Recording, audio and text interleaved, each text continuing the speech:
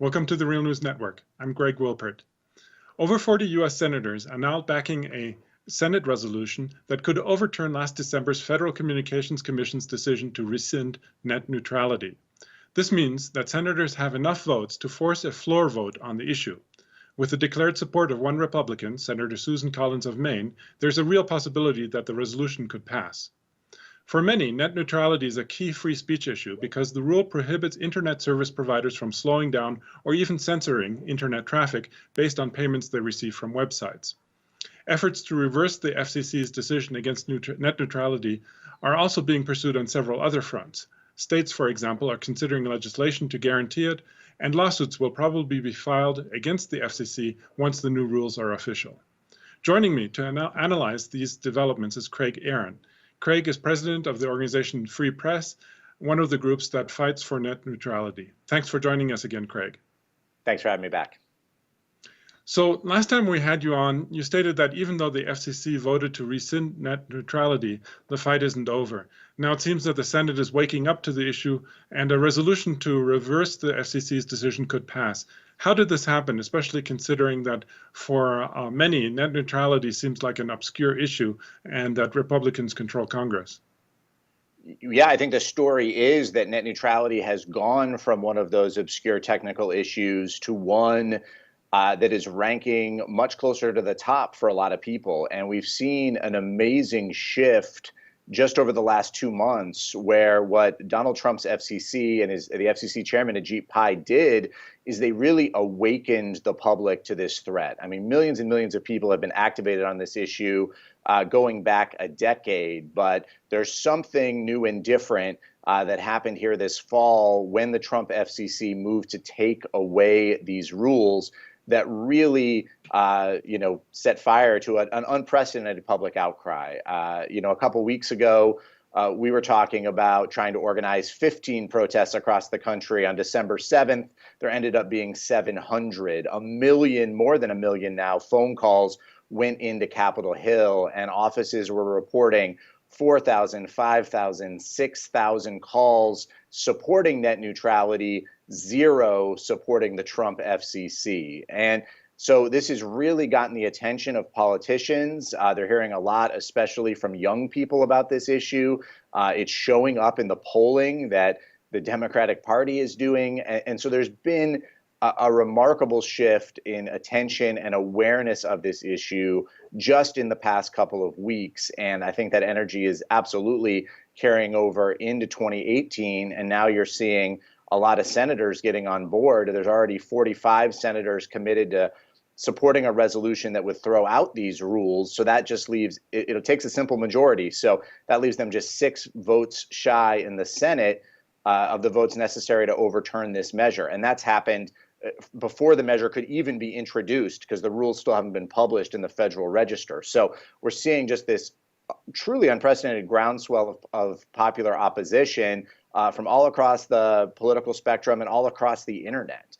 Places like Reddit have been absolutely filled with talk about net neutrality on the front page now for weeks. People are organizing their own protests. The groups that have been organizing for years have ramped up our efforts, and you're seeing just a whole lot of attention and pressure put on decision makers. And when you have that much, that intensely, in that short a time, even this Congress pays attention. So no doubt, despite this wave of support from senators in the past several weeks, the fight ahead will be tough. What challenges would you say lie ahead to get net neutrality passed through Congress, and what are the chances of its actually passing? Well, I think the chances are improving every day, but the challenges are real. The Republican Party controls all the branches right now. Donald Trump is still president. The Republicans are in control in the House and the Senate. But in the Senate, we're seeing a lot of progress. And the way this law is constructed, a law that's usually used to tear down good regulations, is that with just 30 senators, you can force a vote. So they've already got 45 senators committed. So there will be a vote on this on the floor. So this will move. I think there's a good chance of it to pass. That's going to create its own political momentum in the House, where the discussion is just getting underway. But there's a companion version introduced by Rep. Mike Doyle from Pittsburgh that would similarly throw out these rules. So there'll be a whole fight in the House about this. And then who knows what happens. I think the political ground is shifting so quickly that what we thought were sort of impossible things to get past, like Republican control of Congress, suddenly suggests that with some small shifts and with the amount of public input these offices are getting, that we actually do have a real chance to overturn these rules. Now, that's no guarantee, and it is going to be a very tough political fight. It's going to take vigilance. It's going to take more organizing, but it does show net neutrality, again, moving from an issue that was hotly debated at the FCC and in certain online pockets to one that is really getting national popular attention, showing up on the front pages. People are talking about it across the kitchen table. We can thank Ajit Pai for that. And it suggests that the politics are continuing to move, especially in an election year, when there's a lot of big questions about what could happen in this election year. Are young people going to turn out? Certainly one party, the Democratic Party right now, is recognizing that young voters care about this and that they probably should as well. We'll see if the Republicans catch on to that. But if they're going online, there's a lot of reasons they should feel that way. You've got, you go across Reddit, you look at the NASCAR discussion group on Reddit, and net neutrality was the top most discussed item. That's a big shift. You go even on the comment threads of some of these right-wing news sites, the coverage might be against net neutrality, but the commenters are completely for net neutrality. And so the politics are changing a lot, and it's a hard fight, but one that I'm increasingly optimistic about because we've never seen this kind of public engagement before. Let's turn to some of the other fronts in this battle. As I mentioned in the introduction, several state legislatures, such as California and in New York, are considering net neutrality legislation for their states. Is this a solution to the problem also on the state-by-state level, or would these efforts contribute to addressing the issue on a national level? I think the latter is definitely true, that states taking action here does matter. It very much matters politically. If you have some of the biggest states in the country demonstrating just how important this is, that makes a big difference. Ultimately, this is all part of a larger political fight. It's hard to imagine an internet that operates differently in one state than another, and that will ultimately point toward federal solutions. But I think it's incredibly important for the states to be weighing in here and showing just how out of touch Washington, D.C. is when it comes to net neutrality. And also it's important because one of the things the states are doing is presenting a direct challenge to the FCC's order, which claimed the right to preempt what states do on this. So that is something worthy of legal challenge. So I think that's all going to play out in the weeks ahead. What we're seeing is really politicians at every level recognizing just how important a free and open internet is to their constituents, and they're responding with legislation. And so I think it's something we want to definitely see encouraged, and welcome that debate at the state level, at the local level, in really changing the national conversation over this issue of net neutrality, and importantly, pushing back on the one obstacle I didn't mention at the federal level, which is present at the state level too,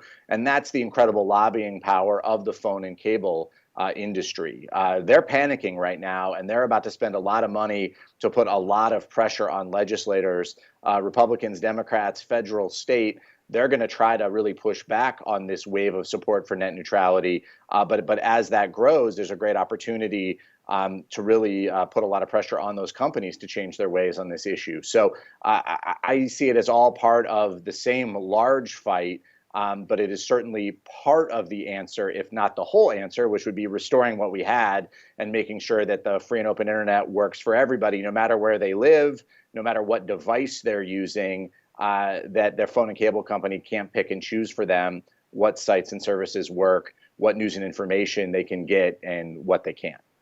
So another front are the lawsuits that are expected to be filed against the FCC once the new policy becomes official. First, when will that be? And secondly, what types of lawsuits can we expect, and on what types of grounds?